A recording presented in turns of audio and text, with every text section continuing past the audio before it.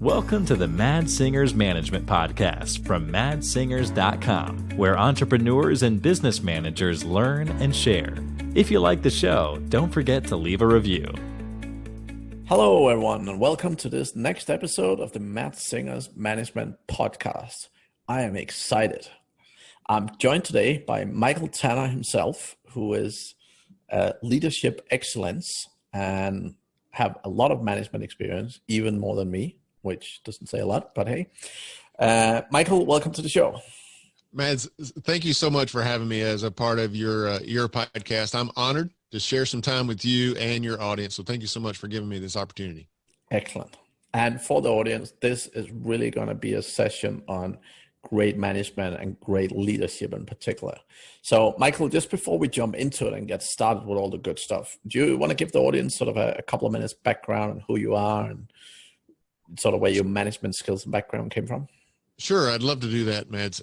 So my key focus for my business is leadership development. And to tell you how I got there really quickly, my first leadership position was in 1993, so roughly 27 years ago. That was the first position that I considered a professional leadership position, meaning I actually got paid for serving in a role of leadership. And that was actually in the United States Marine Corps. And when I say that, a lot of people think, well, okay, you attained some rank that made you a leader over other people. But it was actually in the Marine Corps that I realized leadership is not about rank or title or position or authority. At that time, I wouldn't have told you this, but I began to see that leadership is really around relationship. It's not about those other things like rank, title, position, and so forth. Well, as I got out of the United States Marine Corps, I moved into the corporate world, into software development. So I became a software developer and really, really quickly became a leader in software development for the company that I worked for because my passion in that moment was I wanted the business to give me a big problem so that I could solve it with the software that I wrote. And with every iteration, I wanted a bigger problem, and then a bigger problem, and then a bigger problem. And pretty quickly, those problems got large enough that I couldn't solve it on my own. And so I needed a team of people to help me solve that problem. And lo and behold, the company gave me a team of people. And so now I'm a software developer and a leader of other software developers. And it's in that moment that really my passion and my interest switched from give me a bigger problem to solve to I really love and enjoy watching other people solve those problems and leading them and helping them, equipping them, enabling them to solve those problems. And so for years now, I've just kind of grown through the ranks, if you will, of the corporate ladder. I currently am a vice president of engineering. I have a team of about 165 people. But then I'm also building a business, maybe I call it my retirement business, that is around leadership development. And so that's what I'm doing at Credible Leadership Group, is just sharing those years of experience in leadership with a really, really strong passion to see people win. I get goosebumps, and I just get this energy when I can see people succeed and win, achieve goals that they want to achieve, or overcome some hurdles, some inner fears or concerns that they have about leading. When I see people do that, it just energizes me. And so that's what I'm doing today with my Credible Leadership Group, is leadership development so that I can see people win. Awesome, Michael. I love it. I love it. I think we have a somewhat similar mindsets around that. So that's excellent. Sure. Yeah. So the first question that I usually like to start out with here is like, how do you look at management, and how do you look at sort of managing a business or a team of people? Like what's your philosophy around it? I differentiate between the word management and the word leadership.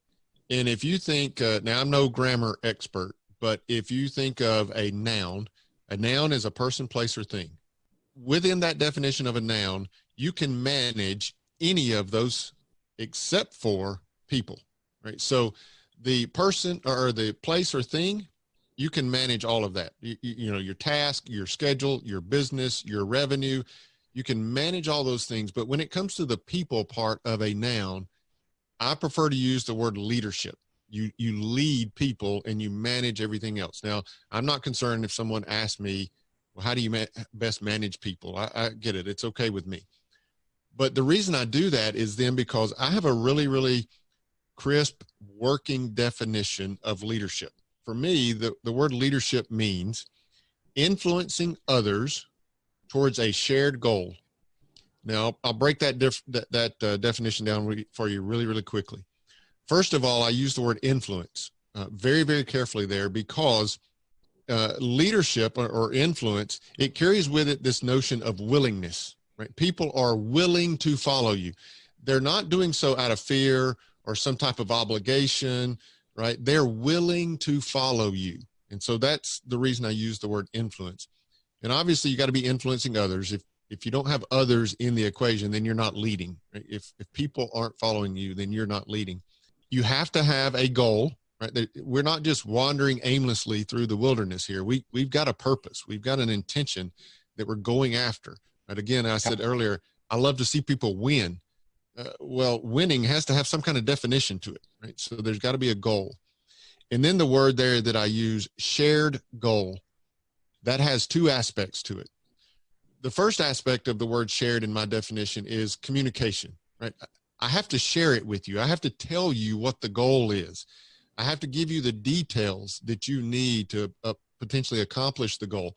I have to give you the why behind the goal. Why are we even doing this? Why is this important to us? You know, what's in it for the team and all that. So I've got to properly communicate the goal. That's a part of sharing. But the second aspect of that word share is we're in this together, right? So as a leader, I'm not communicating the goal to you and then saying, off you go, you know, best of luck with that. I hope you accomplish that goal. It's shared in the sense that we are in this together. Okay. So as a leader, I'm not sitting in my high castle and hoping the goal gets accomplished. I'm in the trenches, if you will, with the people that are going to accomplish that goal.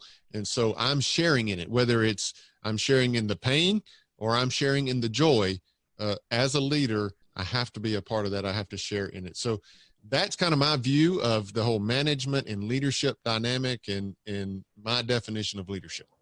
Excellent. I love that, Michael. Any particular, when you look at, I guess, famous people or the likes, like any particular idols you have, or any business owners that you sort of look at and say, that guy just do things the way I admire? Yeah. So, I mean, I'll share a few names with you that I'm sure people will recognize. So a couple, as it relates to the leadership industry and leadership coaching industry, there's two individuals that I consider kind of my heroes. I consider they're my mentors. They don't know that they're my mentors, but they are. But that's Ken Blanchard and John Maxwell. Probably names that people will recognize. They've got dozens and dozens of books among the two of them, lots of seminars and just different things like that. But I just really love their style of leadership. If you look up leadership, you're going to find various different styles of leadership. All of them are right and good and correct, in their different ways, right?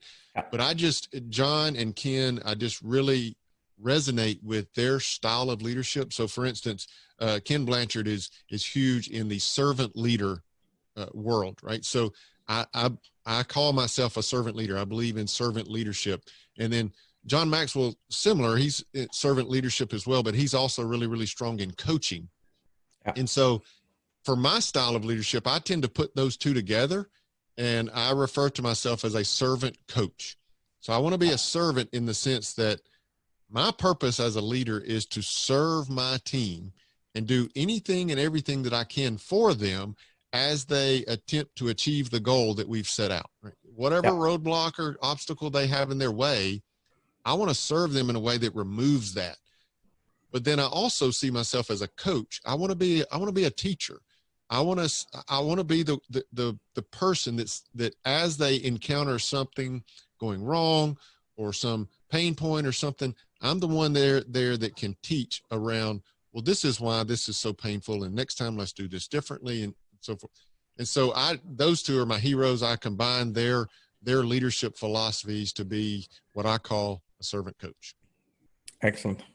I love it. I love it. And I mean, I've read a lot of John Maxwell. I had about probably about 10, 12 years of my life where I literally read a book a week, and a lot of it was management, right? So I've been through a lot of that stuff. So good. Yeah. With John, it's hard to go into a bookstore and get into the leadership section and not encounter John Maxwell. I mean, he's got, dozens and dozens of books out there, and just highly recommend his stuff. Yeah. Excellent. And so, Michael, a lot of my listeners are in a situation where, they're running a small business. They are, unfortunately, if they haven't listened enough to me talking, they are still working 60, 70, 80-hour weeks. They're really busy in their business. They're trying to do everything, and they really struggle to find time for management/leadership, right? Question number one, have you been there? Which I'm sure you have. And question number two, what's your take? What's your best strategies to get out of that? Yeah, no, I have so been there. And I totally resonate with that feeling. That overwhelm of I've got everything in the world to do. And to your point, I'm working 60 hours a week. I've got a small team of people that are dependent on me. I feel like I'm even though I have a small team of people, I feel like I'm doing everything. I totally resonate with those feelings. And, what I'll say is, what I encounter a lot is that individuals in those situations, they don't, and it's no fault of theirs. I get it. They're busy. They're just kind of struggling to get through and all, but they fail to recognize the importance of leadership development for themselves, but also for their team. Right. And what I call that, I suggest to people, you're in a situation where you're in career survival. And what I mean by that is you're focused on your career specific, industry specific skill set and needs. The easy one to pick on is a salesman. A salesman, if he's going to be any type of salesman at all, then he's going to constantly be honing his skills as a salesman. So he's going to be reading books. He's going to be going to seminars and conferences, taking courses. He's going to be doing all these things to hone his skills as a salesman. But he's just surviving in his career in that mode, because every other salesman is also doing that. And every other salesman that is doing that is going to hit an upper limit on how much they can do as an individual contributor. No matter how much they hone their skills, they're going to reach an upper limit. And like I was back in the day when I had a software development team, they're going to need a team of people. If they're going to do more than their individual contribution, they need a team of people. And when they have that team of people, if they haven't developed their leadership skills, then the wheels start falling off the bus, and the team just, you don't have a team really when that's the case. And so for those small business owners, I would submit to you, I get it. I understand you are so focused on your business and your specific skill sets that are needed to deliver to your customers and so forth. And you've got to continue to focus on those things, but build leadership skills such that you can build a team and begin to delegate some of those things that today have you so overburdened. You begin to delegate to your team. You build a cohesive team. And that's the key to kind of unlocking this. I'm working 60 hours a week and I'm not making any progress. The key to unlocking that is, well, I've got to get a team around me that can start to do some of these things that's taken me 60 hours a week. And I believe firmly that in order to build that team around you to do that, you've got to have some leadership development. You can't just have your industry specific skills that are going to translate into leadership. The best salesman doesn't always make the best sales manager. It doesn't always make the best leader. And I have a great freaking philosophy around that. So I hear people say that, like, the best engineer doesn't make the best engineering manager, the best sales. my problem, and this is one of my fundamental problems in the management industry in general, is the fact that most people look at a good salesman, they're like, he'll be a great manager. They promote him and expect that he will instantaneously be a good manager. Totally. My biggest challenge, like I worked in big companies like Xerox and IBM, and I loved working there. But honestly, when you move into a management position, the training and support available to most people is, let's just say, it could be more, right? Yeah, it's almost non-existent. I understand. Yeah, I know where you're right, coming like, from. and it's like, that is my number one biggest frustration with businesses. Like, they would literally have someone, I always say the same thing, but literally, someone walks home from work Friday night and they come in Monday morning and they're suddenly expected to have this new skill set. Totally. And everyone's like, oh, you're great at this thing, sales. I mean, you'll be a great manager. My experience is, at the best sales guy, that the person who can teach themselves to be the best sales guy can also learn generally to be an amazing manager. However, the problem and the reason why I see them fail is because people just make the assumption that he was a great sales guy. Right. Now he will be a great manager, right? And that is not correct. Yes. It always takes the training and development. And then, so I've managed a lot of people in my life. I currently run an outsourcing business. One of my businesses with about 130 staff. And the fundamental reason I've managed to get to that point is exactly that. Like, I've actually been able to develop managers within the existing business by actually giving them the support they need, right? Yeah. And I think that is my biggest pet peeve with most businesses, both small businesses, but also some of the absolute biggest. Yeah, no, you're spot on, Mads, and I agree with you. I don't believe in this notion of a born leader. I believe anyone can learn leadership, right? I believe it's a learned skill, but to your point, people just don't recognize the need to learn that skill at an individual level or at a corporate level. I'm oftentimes asked, what do you think is the biggest challenge in leadership development, in building a business around leadership development? And I always respond with this: my biggest challenge is just getting people to understand the need for leadership development. As an individual, they don't understand that leadership development will differentiate them. And again, they're in that career survival. Let me just learn about my industry specific skills. And they don't understand that leadership development will differentiate them. At the corporate level, it's the same, phenomenon that's happening that you just talked about. I'll promote a rock star individual contributor and they'll be a great leader. No, not necessarily. In fact, a rock star individual contributor can destroy a team once they become a leader of it, if they haven't been properly trained in leadership. So I agree with you. That's the biggest hurdle, is just getting people to recognize you need leadership development. So, and particularly what I see in small business, but also somewhat larger ones, right? It's like, oh, you promote someone to be the sales manager.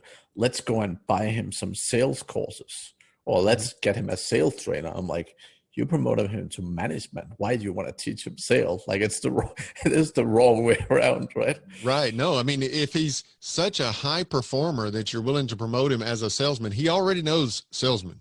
He knows those skills. What he needs is people skills, emotional intelligence skills, how to communicate skills. He needs those kind of skills of leadership development in order to properly build and lead that team, so that they as a group can be successful, equally as successful, as individuals, but then as a group, now your performance is just exponentially larger. Exactly. Right, Michael. So how do you go around it? So, like, in your business or in the teams you manage, how do you groom people below you? How do you help them become better managers? And I mean, it's different if someone is moving from one management position to another one.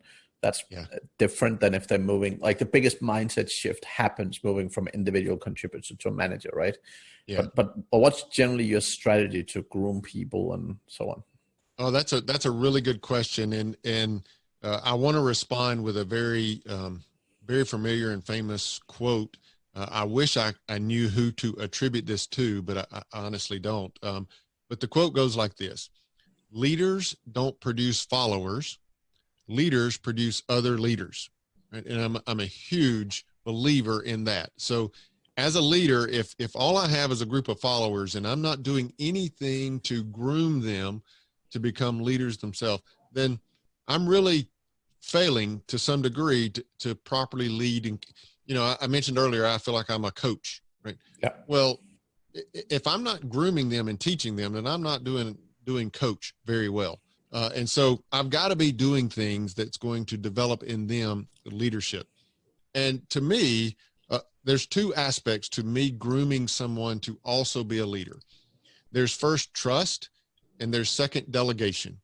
Both of those two things kind of go hand in hand, but I have to work with an individual. So if I pick an individual and I'm going to groom them up to also be a leader, then I have to groom them in such a way that I begin to trust them. And I'm going to do this in a very conscious way, such that I don't apply too much risk to the situation. And I also don't set them up for failure. Now, I want to stretch them. I do want to stretch them. I don't want them to always be in their comfort zone, but I want to continually give them a little bit more and a little bit more and a little bit more. And as I'm delegating to them, then that trust factor is growing, their confidence is growing. And so just over time, I have to intentionally and purposefully delegate to them a little bit more, a little bigger problem or a little bigger situation or more responsibility. And then I've always got to be present. I've always got to be there. So as I delegate something that stretches them extra, stretches them a little extra far, then I've got to be there present with them to coach them through that. And so for me, trusting your team members and delegating to them in a very intentional way, that is what's grooming them to also be leaders. If you just give them the same 5 tasks every week, just do these things, do these things, do these things, do these things, they're not growing. They're not, they're not stretching themselves, and they're not going to become leaders. So just increasing that delegation, that to me, that's the key. And then trusting them that they're going to get those things done. Yeah, so I'd say probably my biggest thing and what I work with most of my clients on is the difference between delegating tasks and delegating responsibility, right? Yes. Because that's a trap that a lot of entrepreneurs fall into. But I love the way you say it, right? Because you explain very simplistic. And I think this, that, again, it is what business owners want to do, right? One of my sort of philosophies is that, a lot of business owners, a lot of the people I work with, at least, they grow up again from scratch. Like they built the business from scratch, from there was just them. And a lot of them still have this individual contributor mindset that it's all about what I do, right? It's me. Yes. And sort of learning to, what's your best sort of tricks in helping people go from the individual contributor mindset to the management or manager leader / mindset? Well, I mean, to me, you answered that question perfectly earlier when you said, don't delegate tasks, delegate responsibilities, or I say it somewhat differently, delegate outcomes. What I want from that individual when I delegate I just want an outcome. But if I'm delegating tasks, when I see a leader that is delegating tasks, I'm always pretty strong in my language with them. And I will suggest to them and say, if you're delegating tasks, you're just micromanaging. That's what delegating tasks is. It's micromanagement, because what you're doing is you're telling them what you want them to do, but you're also then explicit about how to do that, right? Do this and then do that and then accomplish, right? And so you're giving them not only what you want, but how you want it, the order you want it in, and all of that. So that's essentially micromanagement. But to your point, if you delegate an outcome or you delegate some type of responsibility, now you're growing that person, you're grooming that person. And here's the thing that happens a lot. It's not intuitive. Leaders don't recognize this a lot of times, especially when they're in the situation that you describe. When you've been that individual contributor and you've done something and you've done it time and time and time again, and you've honed the way you do it, and you feel like you do it the most proficient and efficient way and so forth, we get into this mindset where this is the best way. And because we've done it that way so many times, and this sneaks up on us, we don't even recognize it. We kind of have these blinders on where we don't even think about other possible ways of doing that. But when you delegate the outcome to someone and you don't mandate how they do it, you may just be shocked at how they accomplish that outcome. And it just might be a lot better than the way you typically do it. And so that is a key to delegation, is, to your point, don't delegate the task, delegate the responsibility or the outcome. Let them figure it out. Now, again, I want to be present. I want to be the coach. If they, in the middle of, delivering that outcome, accomplishing that, they have questions, fine, I'm there. But let them accomplish that outcome, and you just might be shocked. It probably happens more than you might think. You'll be shocked at how well and efficient they came up with a method to accomplish whatever that was. And it might be even better than yours. Yeah. I totally agree. And in the same way, right? Like one of the things I've always said is that the other way often works just as well. And I think that was probably one of the biggest learning points for me when I was growing up in management, right? Was that aspect, like really learning to trust other people and really learning to just, let them own it. Because I learned to sit back and I learned to say to myself, "Ooh, that won't work." But, I'll let them do it anyway. And then they come back with better results than I ever expected. And I'm like, wow. Yeah. I totally get it. I can totally empathize with that feeling of, I think that's not going to work out. And then you're just shocked. Oh, wow. That worked out well, actually. And one of the key things that I've found is it's not necessarily, like, a lot of the time, it's not about the way you do it. Correct. But it's about the passion you put into it. And Yes. The thing is, if I tell someone how to do it and it fails, it's my fault. Yes. But if I let someone figure out how to do it, they will fight that much harder to make it happen, even if the way they picked wasn't the greatest way to do it. Right. Yeah. So, and I found that to be a huge thing. Yeah. It's the language we use, it kind of all intertwines here, but a lot of times I'll get questions about, well, how do I empower my people, or how do I equip my people? And it relates to exactly what you're talking about. You empower your people by first delegating an outcome, not a task. If you've delegated a task, you haven't empowered your people. You've just said, do this, and you expect them to do it. But if you've delegated an outcome or a responsibility, and then you trust them to, as you're talking about, just figure out a way to do it, then you've just empowered them. You've just extended trust to them. And here's the thing, they recognize that. They understand that. And to the point you were making, it drives them even harder to come up with a good solution and to deliver to you the outcome that you're wanting. If you just give them a task, I promise that task is all you're going to get from them. But if you deliver to them an outcome, and you say, I need this outcome, or I need you to take responsibility for this, and then you trust them in doing that, you will get that outcome and so much more from them, because you've extended trust and you've empowered them to be creative and think on their own and do it the way they want to do it. You'll get so much more than just that individual task or that individual outcome from them, just because they have that empowerment. They feel that trust from you, and they'll go above and beyond for you because you've done that. Yep. Totally agree. One of the things from a leadership and a management standpoint that really just helped me immensely was learning sort of personalities, and I've probably for nearly 15 years been an absolutely huge fan of DISC specifically. Have you? Excellent. Yeah. So you've also spent a good bit of time, like, in general with personalities tests and so on, or what's sort of been your approach to it, or benefit from it, if you will? I think understanding personalities and natural tendencies is really, really key to leadership. Emotional intelligence is in my book key to leadership, and understanding, again, natural tendencies and people's natural characteristics. I think that's important. Also to know your own. Like for instance, in the DISC survey, I'm a high D, which means I tend to think and communicate and behave in bullet lists, if you will, right? So a lot of times when I'm communicating, it's boom, boom, boom, boom, just bullet list. Or when I'm thinking or working on something, it's that very direct, very boom, boom, boom.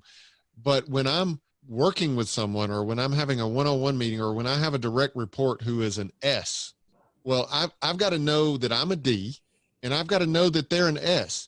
And in that situation, the worst thing I could do as a leader is bullet points. Just boom, boom, boom, just hammer out a bunch of bullet points for that person, because that's not their preferred, that's not the most efficient way that they take in information and things like that. So for that S, I've got to be patient.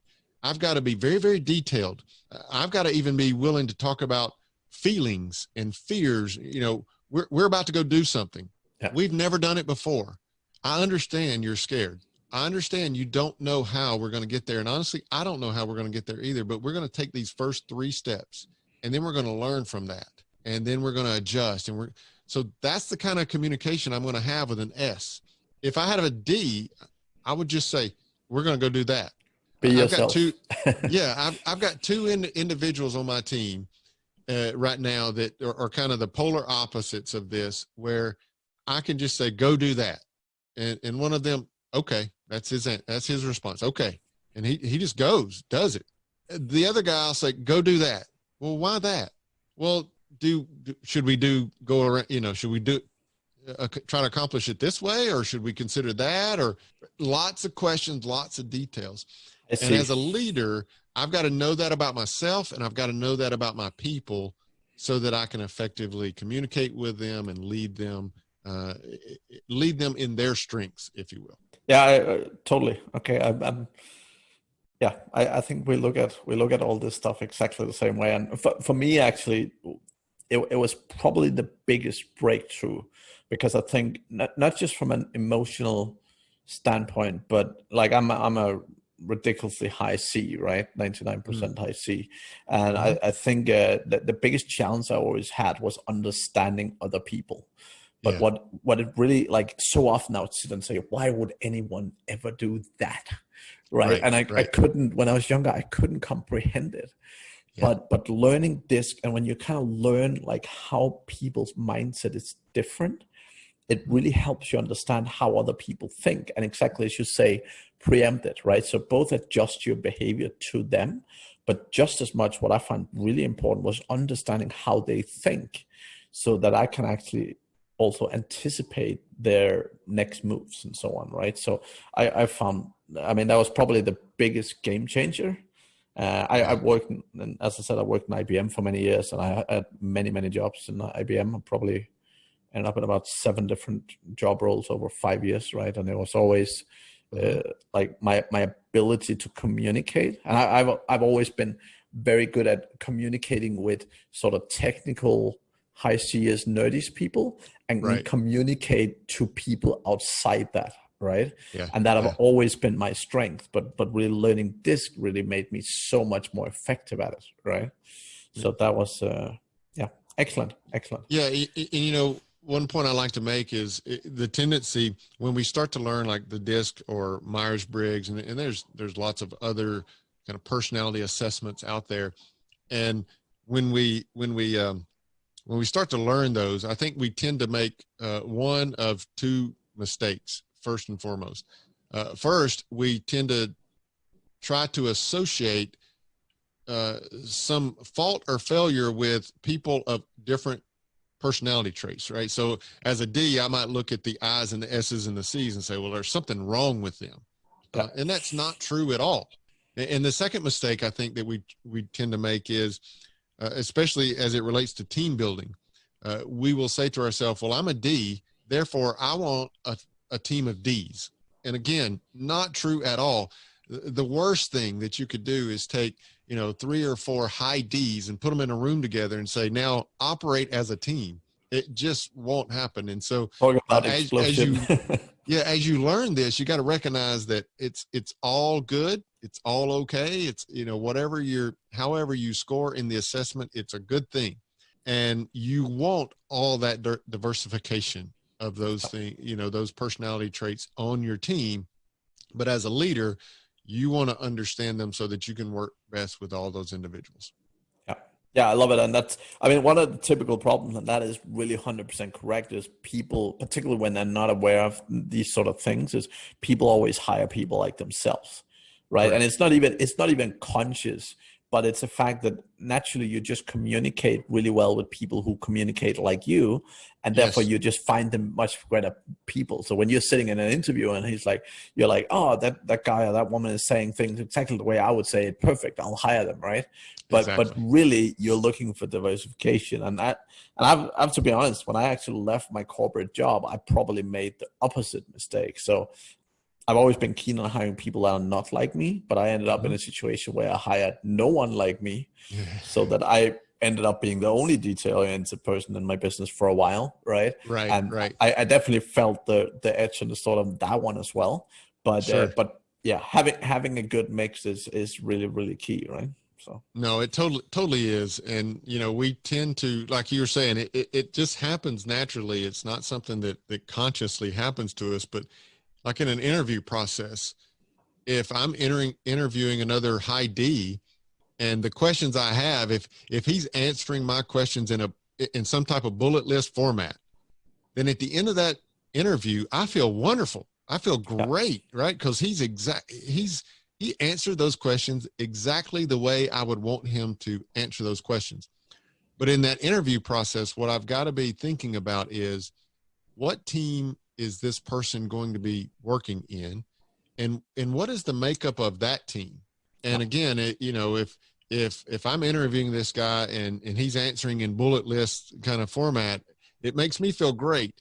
But then if I look at the team that he's going to be a part of, and there's another couple, one or two high bullet list kind of D folks on that team, it's probably not going to work out well, right?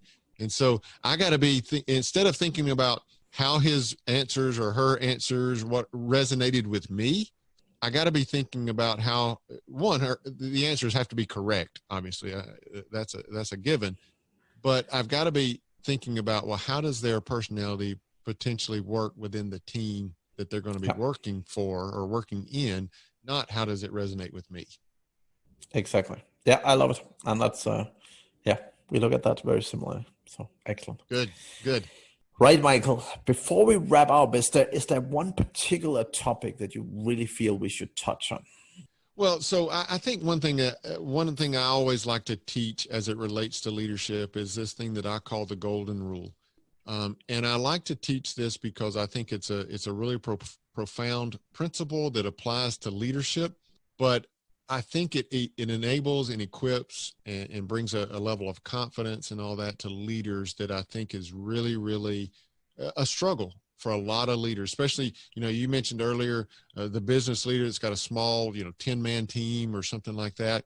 And I teach this principle because in my workshops and individual teaching and coaching and all, I constantly, especially from younger leaders, I get questions that are kind of in this form. How would you deal with a situation where blank, right? You fill in the blank, you got a rock star salesman, but he's killing morale with the rest of the team. Or, how would you deal with a situation where you got to fire an underperformer, whatever, right? So you can see in those leaders, when they ask that question, you can see the worry, you can see the stress, the pressure, the uncertainty.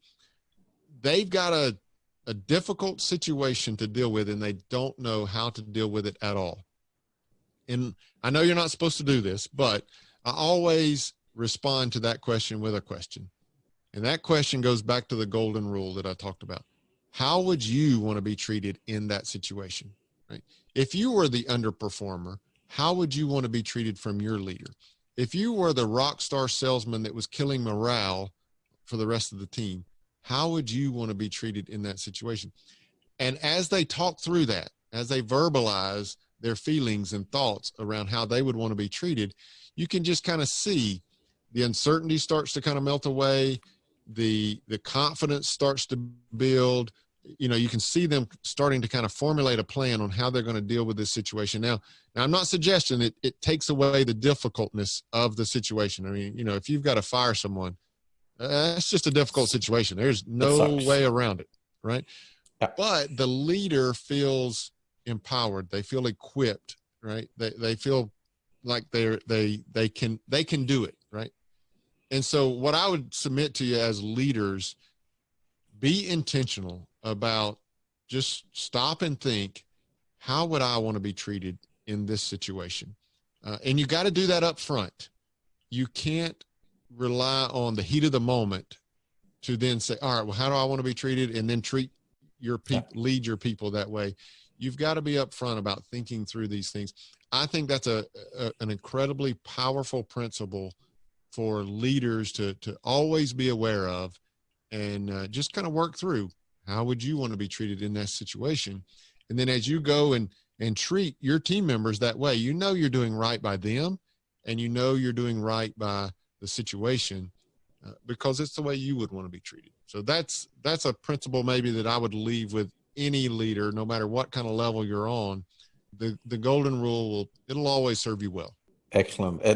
It reminds me about one of the advices that I've given a few times on the podcast already, but it's basically particularly when delegating work and generally when empowering people around you, stop answering questions and start asking questions. Yes. So when people come to you with a question, you don't want to answer it. And I see it all the time with business leaders, right? What happens is that, their messaging is always blinking with question and question and question. What do I do here? What should I do here?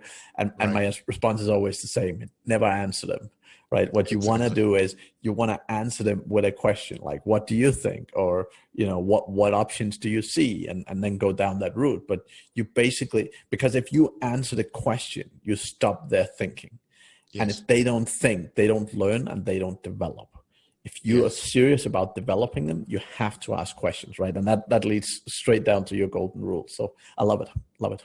Totally agree. And I tell you, one little trick, that way you'll identify that as a kind of a fault of your own, is if you're asked a question and you just kind of directly answer it, don't be surprised if that person comes back to you soon after and asks the exact same question. Yes. And if that happens, it's because I'm just kind of feeding you the answer. I'm not coaching you through learning this yourself. And so be able to look out for those repeat questions, because when that's the case, it's not because of some fault or failure of theirs. It's because you as the leader, as the coach, you're not teaching them effectively. You're just giving them the answer. Yeah, and that's I love it. I basically called you basically build in their head the process of when this happened, ask boss man, right? Exactly. And that's exactly what happens. So yeah, when it gives them a successful result, that becomes the process. And exactly. So if the process becomes just ask him, well, you got to be the one that changed that. They won't. Excellent, Michael. Thank you so much for being on the podcast today. If people are eager to get in touch with you, what are the best places to find you? So the best thing to do is just head over to our website. You can find that at credibleleaders.com. And from there, you can find everything that I'm involved in. I'm involved in a couple of podcasts. I facilitate a online leadership community where, I've gathered dozens and dozens of leaders in various levels, right? From right out of college, aspiring to their first leadership position, to CEOs of really large companies. And it's just a safe community where we can learn from one another.